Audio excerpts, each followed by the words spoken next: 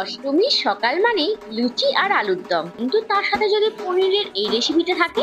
আজকের রেসিপি দই মরিচ পনির। আমি এখানে 300 গ্রামের মতো পনির নিয়েছি। পনিরের টুকরোগুলোকে নুন দিয়ে হালকা করে ভেজে রাখলাম।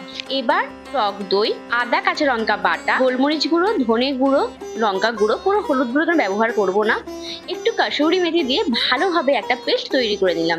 ভাজা পনিরগুলোকে দিয়ে মাখিয়ে রাখলাম প্রায় 8 ঘন্টার মতো। এরপর কড়াইয়ে 2 চামচের মতো ঘি, সামান্য পরিমাণ সাদা তেল, গোটা গরম মশলা একটু থেতো করে, একটা তেজপাতা, 2টো শুকনো লঙ্কা দিয়ে আগে থেকে মাখিয়ে রাখা পনির দিয়ে দিলাম। রান্নাটা করতে একদম ঝামেলা নেই। পুজোর সময় তো বেশি ঝামেলা রান্না করতে ভালোই লাগে না। হাই ফ্লেমে পনিরটা একটুখানি কষানোর পর দিয়ে দিলাম কাজু কিশমিশ বাটা, সামান্য পরিমাণ চিনি, পরিমাণ মতো নুন।